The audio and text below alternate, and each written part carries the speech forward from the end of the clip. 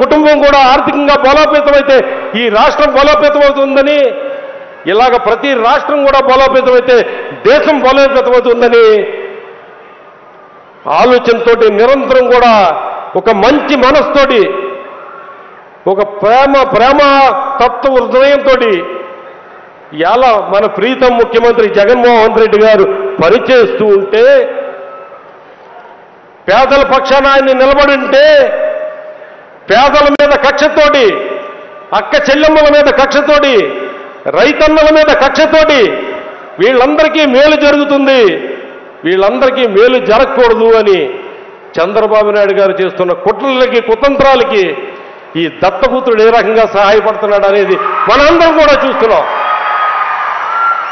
అరే చంద్రబాబు నాయుడు గారు, మీ చరిత్ర చూస్తే ఏముంది? హత్య రాజకీయాలు, వెన్నుపోటు రాజకీయాలు, ఎన్నికల ముందు దగా చేసి ప్రజలతోటి ఓట్లు వేయించుకుని అధికారంలోకి వచ్చిన తర్వాత ఆ ప్రజలను మర్చిపోవడాలు మీకు గుర్తులేదా? ఎన్నికలకి వస్తున్నారు, అందరూ కలిసి వస్తున్నామంటున్నారు. ఏదైతే పేదల పక్షాన్ని నిలబడ్డ జగన్మోహన్ రెడ్డి గారిని అర్జెంటుగా అక్కడి నుంచి ఆ పదవి నుంచి దింపాలని ఆలోచన చేస్తున్నారు. చేసే ముందు ఒక్కసారి ప్రజలకు చెప్పండి, కారంచేడులో ఏదైతే దళితుల మీద దాడులు చేశావో ఆ దాడులకి మీరు క్షమాపణ చెప్పండి. ఏదైతే వంగవీటి మోహన్ రంగా గారిని నిరాహార దీక్షలో కూర్చున్న ఆయన్ని హత్య చేశారో దానికి మీరు క్షమాపణ చెప్పండి. ఏదైతే పింగళ నరసింహరామని ఎన్కౌంటర్ రెడ్డిని అర్ధరాత్రి రిక్షా మీద వెళుతుంటే కత్తులతో పొడిచి చంపారో ఆయనకి దాని గురించి ప్రజలకి క్షమాపణ చెప్పండి. అంగన్వాడీ వర్కర్లు హైదరాబాద్లో ఏదైతే తమ డిమాండ్ల కోసం పోరాటం చేస్తూ ఉంటే వాళ్ళందరినీ కూడా లాఠీలతో కొట్టి గుర్రాలతో తొక్కించి మహిళలను కూడా చూడకుండా అవమానించిన మీరు ముందు ప్రజలకి క్షమాపణ చెప్పండి. ఏదైతే విద్యుత్ ఉద్యమం కోసం ఉద్యమం చేస్తూ ఉంటే వాళ్ళందరినీ కూడా తుపాకులతో కాల్చి చంపిన ఆ రైతన్నలకి, విద్యుత్ ఉద్యమకారులకి క్షమాపణ చెప్పండి. ఏదైతే తెలుగు వాళ్ళ పౌరుషం కోసం ఎన్టీ రామారావు పార్టీ పెట్టి స్థాపించి, ఏదైతే పార్టీని స్థాపించి ప్రజల మన్నలతో అధికారంలోకి వస్తే సొంత మామానిచ్చి కూడా చూడకుండా ఆయన్ను వెన్నుపోటు పొడిచి ఆయన ముఖ్యమంత్రి పదవి లాక్కుని ఆయన పార్టీని లాక్కుని మోసం చేసిన, దగా చేసిన చరిత్ర ఉన్న చంద్రబాబు నాయుడు చేసిన తప్పును ప్రజల దగ్గర ఒప్పుకుని అప్పుడు ఓటు అడగడానికి రా అని చెప్పి మీకు విజ్ఞప్తి చేస్తున్నా. ఏం చేశారు? 600 వాగ్దానాలు ఇచ్చారు 14 ఎన్నికల్లో. అక్క చెల్లెమ్మలు బంగారం తాకట్టు పెట్టుకుంటే మీ బంగారాన్ని చంద్రబాబు నాయుడు వచ్చి ఇడిపిస్తాడు అని చెప్పారు. రైతన్నలకి 1,18,000 కోట్ల రూపాయలు బేషరతుగా రుణాలు మాఫీ చేస్తానని చెప్పి ఏదైతే దివంగత నేత వైఎస్ రాజశేఖర రెడ్డి గారు రైతులను ప్రోత్సహించడానికి మరి దేశవ్యాప్తంగా రుణమాఫీ చేయడానికి సోనియా గాంధీ గారిని ఒప్పించి, అలాగే తర్వాత రైతులకి ఇక్కడ పావలా వడ్డీకి రుణాలు ఇప్పించి రైతులు రీపేయింగ్ కెపాసిటీని పెంచి ఏదైతే రైతుల్ని బ్యాంకుల వాళ్ళందరూ కూడా హీనంగా చూసే పరిస్థితుల్లో రైతుకి ఒక గౌరవాన్ని తీసుకొచ్చి ఆ రైతు బ్యాంకుకి వెళ్తే గతంలో స్కేల్ ఆఫ్ ఫైనాన్స్ ద్వారా 17,000, 18,000 ఇచ్చి రుణాన్ని దాన్ని ₹1,00,000, 2 లక్షల రూపాయలు కూడా బ్యాంకర్లు ఇచ్చి రైతులను ప్రోత్సహిస్తుంటే నువ్వేదైతే 1,18,000 కోట్ల రుణం మాఫీ చేస్తానన్న వ్యక్తివి ఎన్నికలు అయిపోయిన తర్వాత రైతులు మీరు మోసం చేశారు, బ్యాంకర్లు మీరు మోసం చేశారు. స్కేల్ ఆఫ్ ఫైనాన్స్ ద్వారా ఎంత మీరు రుణం తీసుకోవాలి? ఓన్లీ 18,000 తీసుకోవాలి.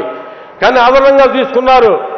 మీరు నేరం చేశారని రైతుల్ని అందరినీ కూడా వేలెత్తి చూపించి ఇచ్చిన మాట తప్పి రైతులను దగా చేసిన ముఖ్యమంత్రి ఎవరంటే చంద్రబాబు నాయుడు గారు.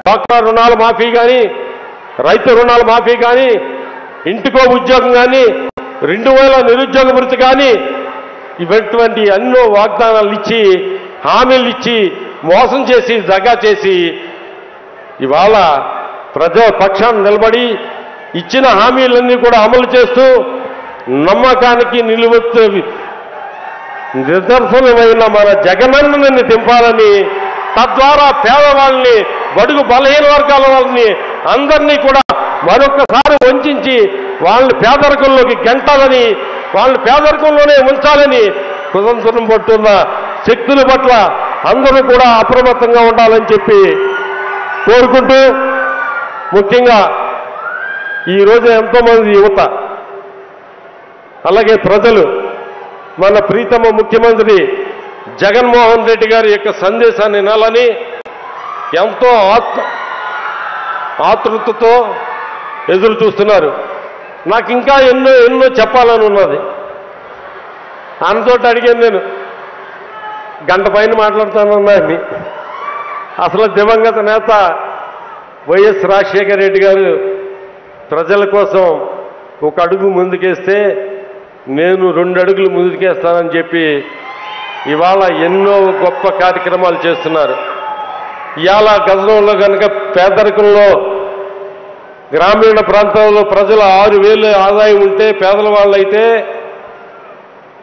అలాగే పట్టణ ప్రాంతాల్లో మరి చూసుకుంటే కనుక ఇవాళ పట్టణ ప్రాంతాల్లో కానీ గ్రామీణ ప్రాంతాల్లో కానీ వాళ్ళ పేదరికం స్థాయిని ఇంచుమించుగా 1,20,000 నుంచి 1,40,000 వరకు పెంచి మరింత మందికి లబ్ధి చేకూర్చాలని చేసిన కార్యక్రమం కానీ, లేదా వృద్ధాప్య పెన్షన్ 65 సంవత్సరాల గతంలో ఉంటే దాన్ని 5 సంవత్సరాలకు తగ్గించి మరింత మందికి మేలు చేయాలనే కార్యక్రమం కానీ, జగనన్న విద్యా దీవెన కానీ, అమ్మఒడి కానీ, చేయూత కానీ, ఆసరా కానీ, రైతు భరోసా కానీ, ఈ నవరత్నాలకు సంబంధించి ప్రతి కుటుంబాన్ని కూడా అందుతూ అర్హులైన వాళ్ళందరినీ కూడా పేదరికం నుంచి దూరంగా చేయడానికి, అలాగే విద్యార్థుల్ని బాగా చదివించాలి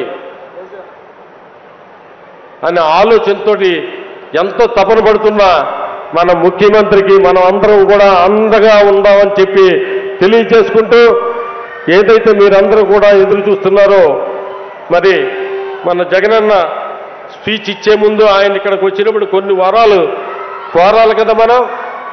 కాబట్టి ముఖ్యమంత్రి గారిని